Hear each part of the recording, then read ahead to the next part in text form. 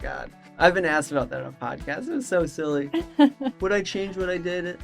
No, maybe not. I don't know. I've coached everything from high school athletes doing the mile to people training for Tahoe 200.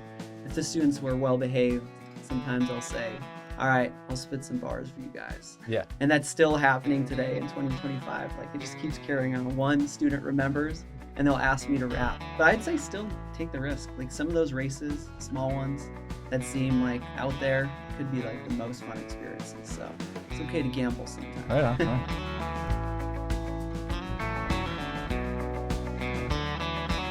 All right, welcome everyone back to our Meet the Team podcast. I'm Heidi Allen. I'm Bryce Brooks. And we have a special episode for you guys today. We actually have an in-person interview with Ruairi. So welcome. Thank you for joining us today. We're happy to have you. Happy to be at HQ, somewhere out by the airport. Yeah, you can probably hear the planes flying overhead. Yeah, you fuck can. Exactly. So you've been really a familiar face with the Aravaipa community. How did you first get involved with the racing team and Aravaipa? Yeah, I love Aravaipa. I've seen them from their early, I guess you could say, small scale races growing into what they've been today.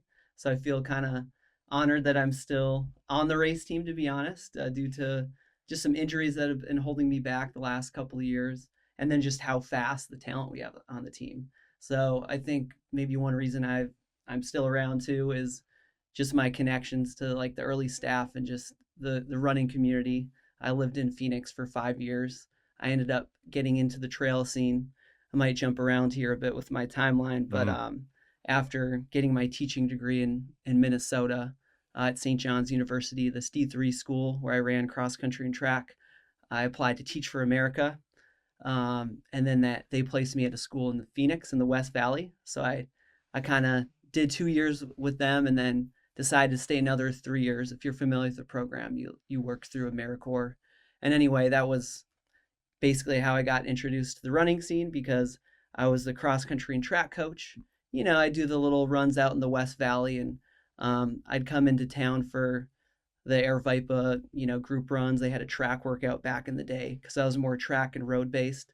And then one of the guys there actually bought me an entry to Larry Klein bought me an entry to an Aravaipa race. He's like, just do this 13K. He's like, you're going to be so good on the trails.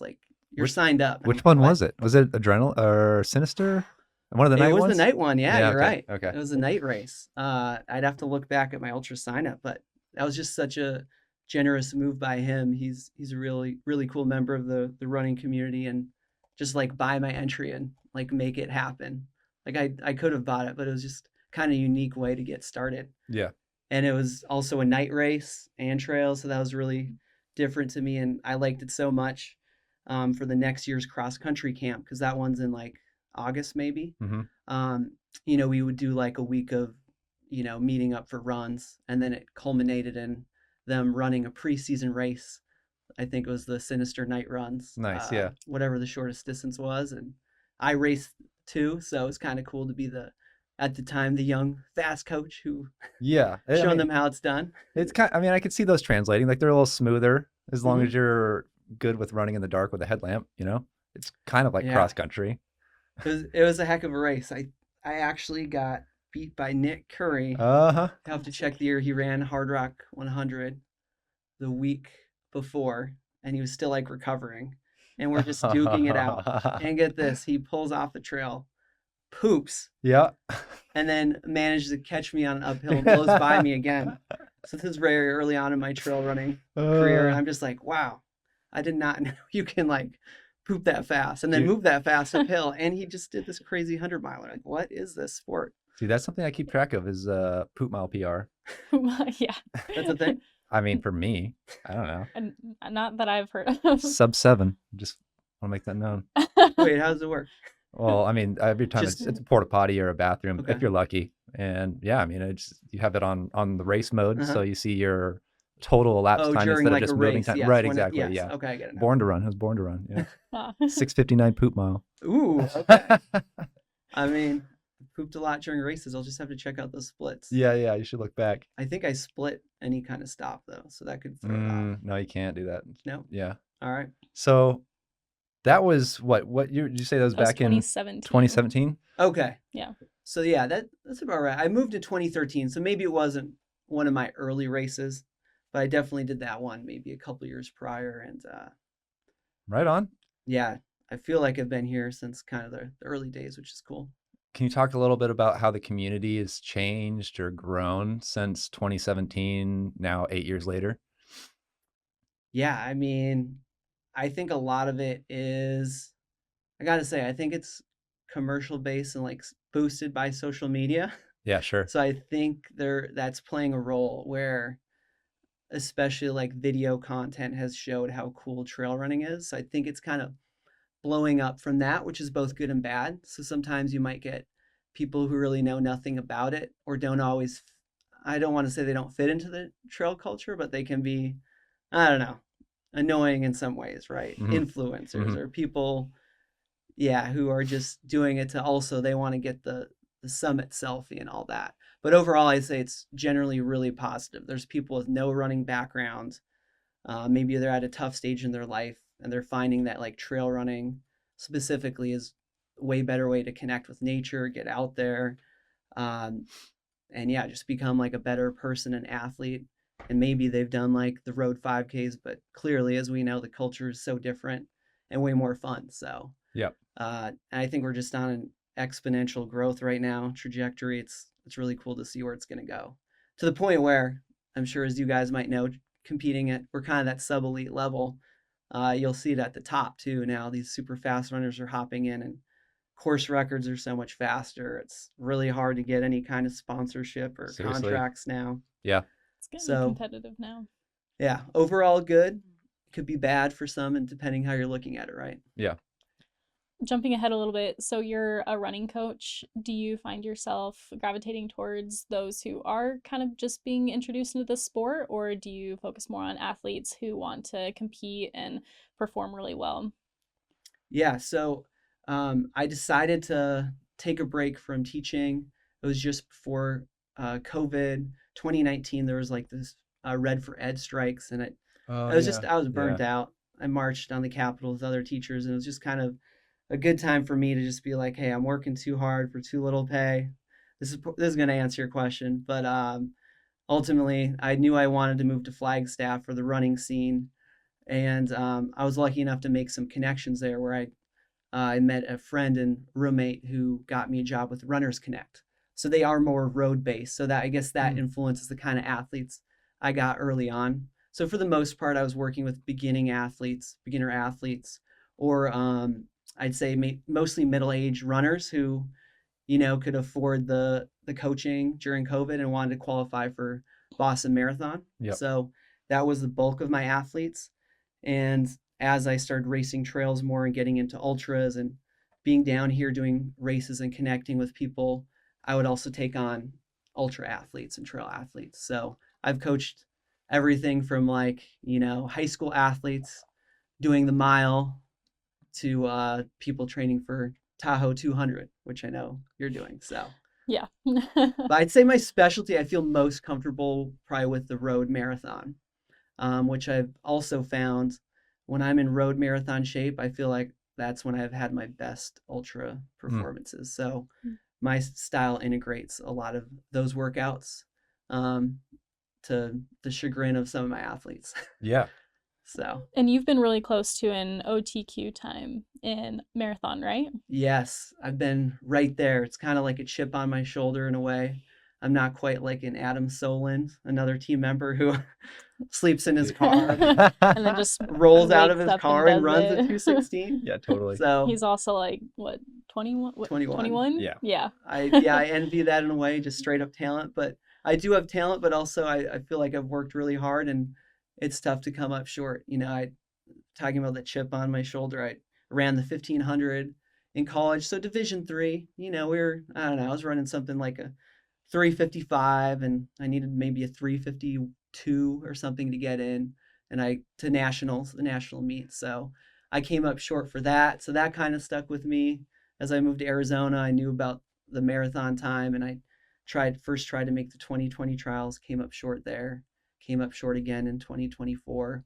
By a matter of like what, a couple minutes maybe? Just a couple minutes. Yeah, I was in the 220 range, ran CIM a lot. Yep. So that's one of the faster ones on this side of the country.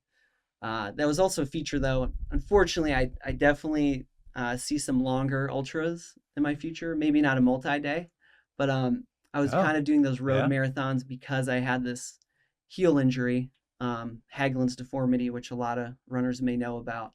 That was just kind of holding me back, where my ankle felt just unsteady and created lots of pain on the trail. And when I ran roads, I was feeling better. So I was like, well, let me use the speed while I'm a little bit younger and maybe go for that OTQ in the marathon. Yeah. So even though I have that itch for the trails. So talking about that, the Hageland's deformity, was that a progression of like where the pain year over year was just going up to when you hit that breaking point? Yeah. So I'm not a PT, but from my experience, basically you're born with it. It's like a genetic thing. A lot of people have a Hageland's deformity. Yeah. Essentially, it's like a bump on your heel, the calcaneus, and the closer it is to the Achilles, the more issues it can cause, especially with like high volume, intense running, and then shoe wear is a big factor. So yeah, basically, I don't know, I was running. I had that growth there. I ran a lot of miles, hard, fast, didn't do the calf strength, the strength work. So that's a big thing I've learned. You got to be preemptive with that. And it calcifies, creates this like gnarly, basically bone spur. Yeah. And if it's placed in the wrong spot, basically the only way to get relief is to have it surgically removed and shaved off. So famous runners who've gotten it, like on the roads, Galen Rupp has had that procedure. Zach Miller has gotten it. And then Rob Carr as well. Oh, wow. Okay. With varying, results. I think Rob Carr had a tougher return. Yeah. I've actually been lucky enough to talk to both of them about that injury. And then Zach Miller, of course, got it and then got second at UTMB shortly after, within a year. Oh, which is unreal. When did you have the surgery? And I had the surgery September of 2024, just before my birthday.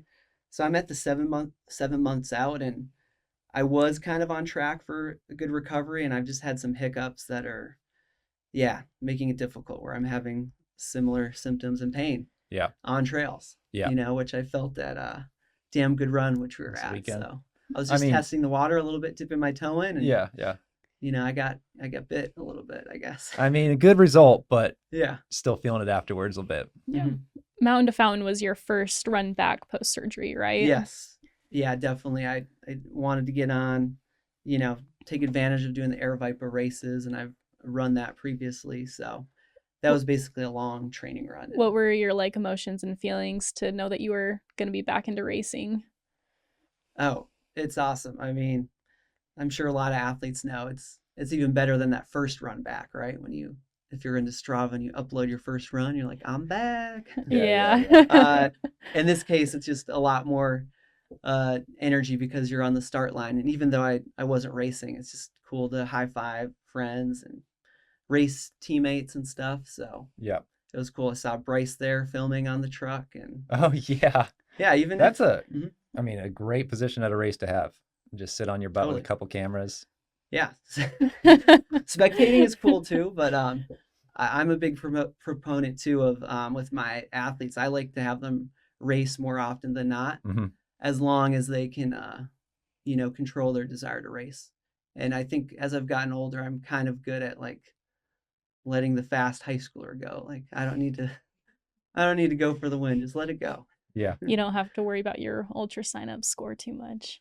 I still do, but I am a little strategic. Mountain to Fountain is not part of your ultra sign up score, right? Because it's road. I don't know. It is on ultra sign up. Sorry, we can. That did some damage.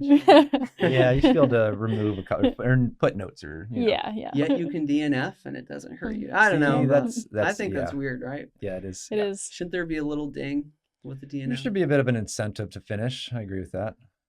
Do they put like a red flag emoji or something on there? A red flag. If it's a DNF, it's a sad red. face. Yeah, they put a little frowny face. No, I do a little bit of content and for Ultra Sign Up and work with them. So which your only DNF is Copper Corridor in 22.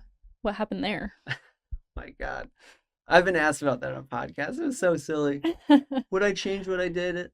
No, maybe not. I don't know. A volunteer told me to go the wrong way. Oh, yeah. And I was like winning it. And then I was just way off course. 32K. So you were at the turnaround. Yeah. Was it at Picket Post or somewhere around there?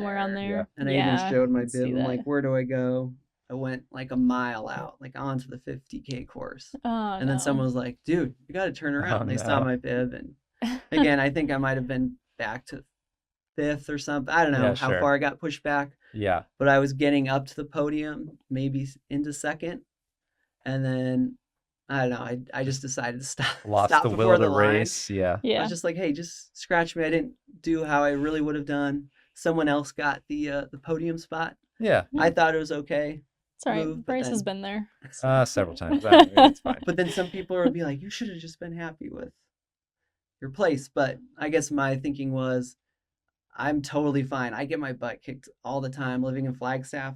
I'm not as fast there. If they beat me, I'll gladly take it. But if it's like, or if I took the wrong turn. But since it was out of my control, I was just like, I guess I was thinking about it. The ultra sign up score. Scratch me. I don't want I don't know. Hard do to say. What would you do? I would. That's a close call. I would have maybe take the done podium. same. No, probably not. Again, if you earn it, training run, you know. Yeah. If you earn it, I'll take it. But I feel like it wasn't my bad. But again, most of the volunteers do a great job, so I'm not throwing anyone under the bus. I'm not bitter about it. Right. Things happen. But you're digging deep. That ultra sign up, man. I mean, I got it pulled up right here. So what else can I? Age of the internet. I do remember that day. I believe you did transition to media, Ruairi. You started doing some sidebars for the race. Yeah. For Trail GangstAZ.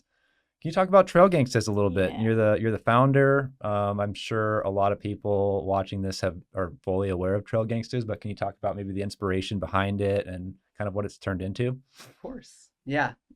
I love it. It's just my side hustle. It started as a YouTube channel that I think I created when I had a YouTube channel in college. I was very inspired by you can't find it. Don't look it up. All right. There are a few silly ones. It's still out there. I had a YouTube channel in college. I had a roommate who was kind of silly like me. We were very inspired by Lonely Island. Yep. Weird Al would be an Lonely Island? inspiration. Okay. Do you know Lonely Island? Yeah. Okay. Because they were playing I'm on a Boat this weekend at Damn Good. As I was going Oh, coaching yeah. the rafts. Yeah. I'm so jealous. Were they were playing it? Oh yeah, they were blasting That's it. hilarious. It was great. I thought you got them to perform live. That would be sick. Oh, how about we my get gosh. Lonely Island out? Dude, Damn. at the tell river Aaron. crossing, everybody sign up for the 40K. Yeah. Yeah, everyone's just slowest times ever. You just stay out there. Yeah. That's what you wanted. You're like, slow down the boat. Oh yeah, I told him to paddle slower. Yeah, that's a good vibe. Yeah, to date myself, I was probably I think it was like maybe junior year of college when those songs are coming out, right? Those early songs. Yep. And like there were some people doing parodies, and my roommate and I made a few rap song parodies. Oh. And then as I did student teaching, I remember students would like find you on YouTube and they'd like watch the videos or ask me to rap. So that's kind of how that got started. When I moved to Arizona, the same thing carried over. Yeah. But I wasn't student teaching. I wasn't in college. And I was like, I need to like clean this up a little bit, remove the drinking references, stuff like that. Yeah. I just made it kind of a Clean it generic up a teacher little name bit. account, but I still did raps. Yep. I did a rap with some of my cross country athletes. We made like a theme song for Desert Edge High School. I'll shout them out. But after that, I was like, people really liked it. So I'm like, I should do like a spin-off channel. I actually performed one of these raps at Born to Run. Mm-hmm. Sweet. 2016. Oh stage. yeah. Yep. Luis Escobar's race, and they have this talent show that's really just Oh man. whatever. You can get up there and Yeah. do whatever you want. There's probably some drinks and other stuff involved, and I had it like rehearsed though. I'd say I kind of nailed it. People loved it, uploaded it to YouTube, and it just kind of kept going from there. So I had that particular song featured by Runner's World. They just did a little blurb about it. They gave me a backhanded compliment. It was like What did literally they say? like, Yeah. This No. rap about trail running is so bad, it's good. I was You're like, "Thank great. you." Well, I guess made thanks. it. Yeah. Yeah, And then I mean, you've had a few of your videos have really popped off. I remember during the Mhm. UTMB controversy, you did a rap about the state of the ultra running world, and I mean, it's on like Canadian Running Magazine, like that got published in like a number of articles. true. Yeah, that was kind of another headline, I guess, where I got uh published. What'd they say? They compared me. They said I was the Drake of trail running. There you go. Oh, This was pre-Drake Kendrick beef. So we were like, just talking about this. I think I put it in my Instagram handle for 1 second, like Drake of trail running. So it's cool. Yeah. And then that beef went down. I was like, ooh, Ooh. I gotta Yeah. distance myself from Drake. Kendrick. And I'm 100% Team Kendrick. So Yeah. anyway, yeah, it was cool to see. As you guys know, social media has changed a little bit. I was more YouTube heavy. hmm Then I kind of went into Instagram, threw some memes out there. Yeah. I was a little frustrated, I would put so much work into a YouTube video, but like a meme, like obviously I do a lot of memes. Yeah. I'm not trying to roast them. I think it's a little bit lazier form of content. Yep. But those would like get me a bigger following to see the raps that I would do. Yeah, I got it. And now most of my raps are more formatted for Instagram. Yep. I'll typically not. I might just do it in front of a green screen, kind of like the UTMB disc, get it out quicker because now I'd say there's a lot more urgency sometimes, right? I feel We like can see content it with these days is about turning things over. You Yeah. can see it with these races happening. Like people are making memes the second there's a Reddit thread. It's like Yeah. the meme is out. Your boy Scott Jerk's been on it. Your boy, it's, I guess, carrying the torch. I don't know. I've also learned. I'm glad I jumped in on the UTMB stuff, but that could be a discussion, right? I feel like that faded. People are just doing all the races, Right. and it's like fine. So I'm kind of curious about that. Mhm. They also put on great events, Right. but at the same time, there's certain cases where I've learned too from having business partners with Trail GangstAZ where I kind of learned to stay away from drama and Yep. just address it differently. And going public can be messy, so it's just like I mean, you put yourself out there, Expect Yeah. some retaliation. So I kind of I try to toe the line sometimes, but I Yeah. also just I don't know. I think we should be like a nice, homogenous community, get along for the most part. Yeah. But sometimes you gotta like poke the bear, stick I it to feel the like man, people right? like to laugh, a little joke here and there. It's, people True. enjoy The- that the kind more of thing. more controversial, the more clicks. It's True. What do you think are the top? Give me your top trail running accounts, like funny content, that meme stuff. Aid Station Who's the- Fireball's good. Yeah, Your boy Scott Jerk. I think he's my number one. I agree. Do you remember ultra running memes? Oh yeah. Yes, but not a ton. I don't know. Because you're probably paying more attention to them. Like I feel like they almost get more credit, but then they just I haven't seen him as much lately. Yeah. I Oh, they haven't seen him totally pop stopped. up. But I Oh, feel they like did, it's okay. early Gotcha. on important. They kind of set the template. Yeah, Yeah. set the bar early on. So speaking of rapping, and also being a substitute teacher, Oh yeah. is that something that you incorporate into the classroom? Yes, actually, same thing keeps happening. I will say, as I get older, it's hard to admit sometimes, but like students won't, if you're like further away in age, I feel like they used to really like look me up and try to like, what's your Instagram? Like, Yeah. do you have a girlfriend? All this stuff. It's getting a little bit more chill, which I actually like, so it's not as stressful. But I think when I moved to Flagstaff, I rapped like once in 2019 at like Coconino High School, and that one kid would remember it. Maybe he was a freshman, Uh-huh. and then he'd see me again the next year, and he's like, "This teacher raps. He's gonna do a rap." So, if the students were well behaved, sometimes I'll say, "All right, I'll spit some bars for you guys." Yeah. And that's still happening today in 2025. Like it just keeps carrying on. One student remembers, and they'll ask me to rap, but I typically don't bring it up because Yeah. I kind of like just go to work. Would you and like teach a lesson in rap?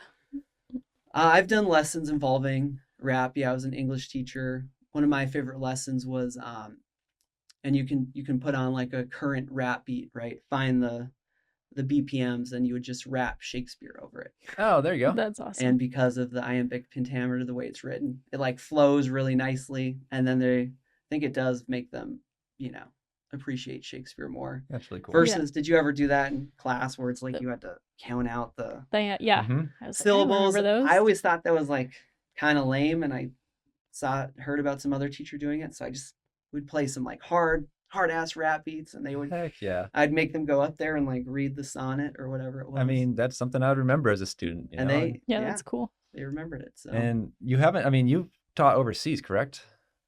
I Or have actually a little bit, like study abroad. I was in Central America and Guatemala for 1 semester, and I did taught English there.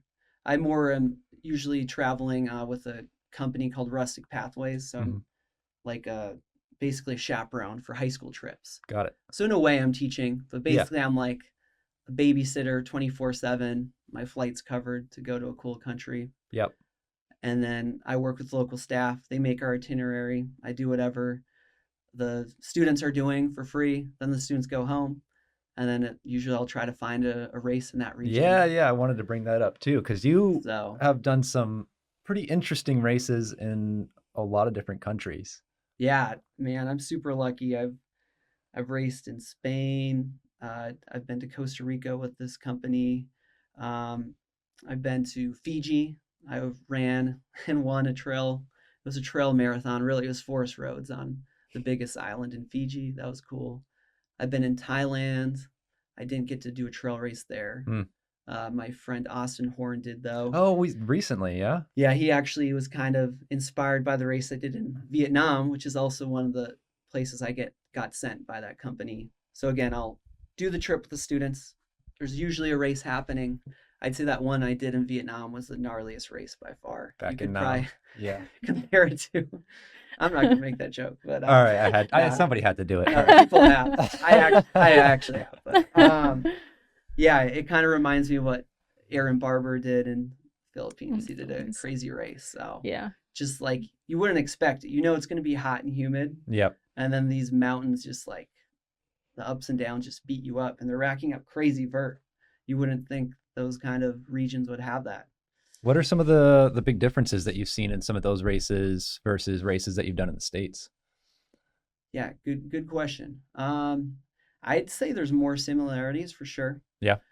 A lot of times in those countries, I will say the race directors are either like American or European in a lot of cases. So they're kind of carrying over some of the same things.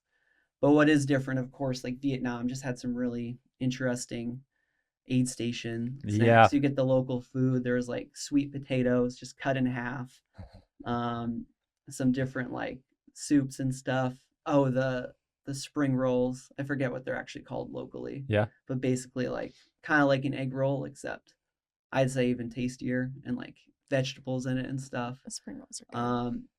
And then the locals, we like ran through these highlands where they're basically indigenous peoples and their homes, like very small homes, shacks essentially. And the race director picked the course and he checked in with them, of course. So they knew what was going on. We were like running, through their property, and they were so kind, like offering water from, their fridge and just whatever, cheering us on. So that was cool, just seeing the local community. So I guess in a way, it's similar. Yeah. Yeah. So That's I right. definitely recommend race elsewhere. Doesn't always have to be the big name races too. So that's what I try to do myself. Have any big takeaways if somebody was going to go to an overseas race? Do you have any like advice for them? I guess find out what you can about it. Yeah, like there are some that are a little bit scrappier. Read some forums. I guess you could look on Reddit. Yeah. I'd say a lot of them have like Facebook groups, Okay. and you can message like someone who's like commenting a lot on one of those posts. Yeah, reach out to somebody who's done it if Do you your can. research on the region. Give yourself some wiggle room. If it's like a crazy monster distance, make sure you have a little backup plan so you can bail earlier. Yeah. But I'd say still take the risk. Like some of those races, small ones that seem like out there, could be like the most fun experiences. So it's okay to gamble sometimes. Right on. All right. Yep. Do you have any overseas races that you have your eye on that you want to do? It just depends which country I get sent to for this rustic pathway. So each summer they'll just kind of throw out a trip like, hey, we need a teacher or program leader for this country. And I have some, my dad has some health issues at home. So I think I'm going to ease up on the travel this summer and stay put, be with family. and I have the injury I referenced. So I don't anticipate any crazy adventures this year as much. Maybe towards the end of the year. I won't rule it out. Be spending some time in North Dakota. We'll be back in North Dakota. Yep. I did mention Minnesota, but I grew up in North Dakota. Good old Midwest. And yeah, I guess the only other thing I know, I don't want to take up too much time, but I'd like to plug is, speaking of races, I put on a race in Flagstaff. Yes. The Flagstaff Doggie Dash and Buffaloops Ultra on May 25th. So it started as a 5K. You can run, walk with your dog. It benefits High Country Humane. Yep. And obviously, as I got into the ultras myself, I was like, I'm renting the park out anyway. Let's just add some loops. And yeah, you can run for 3, 6, or 12 hours. And we've got some stout course records, some fast people. Pete Kostelnik has done 78 miles for the 12-hour. I was out there that year. Yeah. You were there that year? Yep. With Juice? Yep. You could bring Freddie.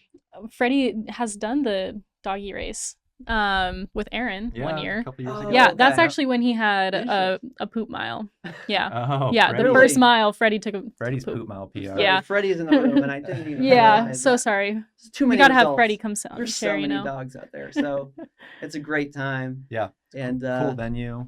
whichever event you decide to do, I think Ethan Koza's doing the 6-hour. Yep. So get ready. There's going to be a new course record Oh, there. I I'm remember sure. him saying that. When does that happen?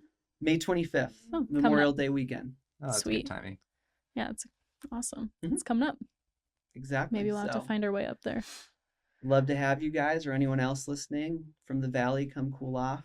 Got a lot of people from Phoenix signed up, and there's also a virtual option for those who live far away, and we can still send you a doggy really? bandana. I have a friend who sews bandanas for the dogs. That's so cute. The designs change each year, so yeah, should be good. Super cool. Do you know off the top of your head what's the fastest, like the current record for the actual doggy dash? There was one minor tweak to the course, but it's like 18 minutes low Stout. by a female runner. Wasn't I think it- Lindsay Prescott. Oh, Whoa. was it really? There Team we member. go. God, Yeah, we got a team for this racing year. team member. Yeah, I think she Ah. has the true record. The first year, I don't know if you know what Cannon Cross is. Oh, yeah. I don't. Yep. It's like you have a special belt that actually gives extra Like a energy when you're harness running. almost, right? Yeah. And I actually had some very fast high schoolers there running, and she was just crushing them. You know, she's looking pretty fit and fast, but she's like, early 40s. I'm like, how is she running like a 17-minute 5K right now? And it is a greyhound dog pulling her, and she just crushed it. I'm like, oh, she must be like a former Olympian pro runner. And afterwards, she kind of admitted, she's like, hey, just so you know, like you can tell them like my harness gives me a little extra speed, probably a minute per mile. A was like, little really? extra speed. Yeah. Yeah. So I was like, I don't know. So I don't count that as a true course record, even though that sport's very cool. You should check it out. I was gonna say it's an actual sport, and I'm pretty sure the record for it is faster than a regular 5K Yes. because you're just getting pulled along, and you just gotta Ah. move your legs fast enough to keep up. You can do a whole So- deep dive. They have it for mountain bikers and then runners. Mm. I'm sure someone's done it with skiing. I know they have, some crazy iterations. So Yeah, super cool. now you got something else to train for. Something to train for. All right, Freddie, get ready. Well, word on the street is that you said you would rap for us. Is that still a possibility? Absolutely. I usually Yes. do. Most running pods, I'll drop some bars. All right. All Put right. it on a Sweet. live stream. Aravipa Studio. You want to do it? Yes, please. All right. Let's see what I got. Always got something queued up. Maybe I'll have you guys start off with the Start with a first little up. a little beat. No. Bryce is like, Would be no. cool. Freeze up instantly. Yeah. Hard to beat AJW doing his ad libs for me. don't know if Oh, you I saw that. Coconut Yeah, Live yeah, stream. yeah. We'll see. We'll have to do With something the cool sideways for that. hat. It was such a vibe. All right, let's see if we got the beat. You edit this, right? You can or do you post it as is? Oh, we'll edit it. We could edit it. Tighten it Yeah. up? No. Yeah, yeah. You can have this all in here. All right. Hit the trails, no cares, I'm free. Long runs are my therapy. I stay Russian, but the name ain't Putin. Hell no, I don't run from problems, I run through them. I wrote this song as a dedication to trail running, my infatuation. Life's a party, it's a celebration, so I get high off elevation. Hill repeats on medication, mountain views, that's meditation. I give thanks for every breath, carry loved ones with every step. Don't hesitate, make your mind up. It's never too late to line up. You never know when your time's up, so keep it moving like a wind up. Count your blessings, no stressing, please. Runs and runs, it's a recipe. Life's an exam and it's testing me. Can't let the world get the best of me. To chase your goals, gotta lack that fear. Forget about bad times in past years. Start at the bottom and now we here. The name's not Drake, but now it's clear. I've put in the work, blood, sweat, and tears. Only one thing to do, let's crack some beers. Woo. Yeah. Hit the trails, no cares, I'm free. Long runs are my therapy.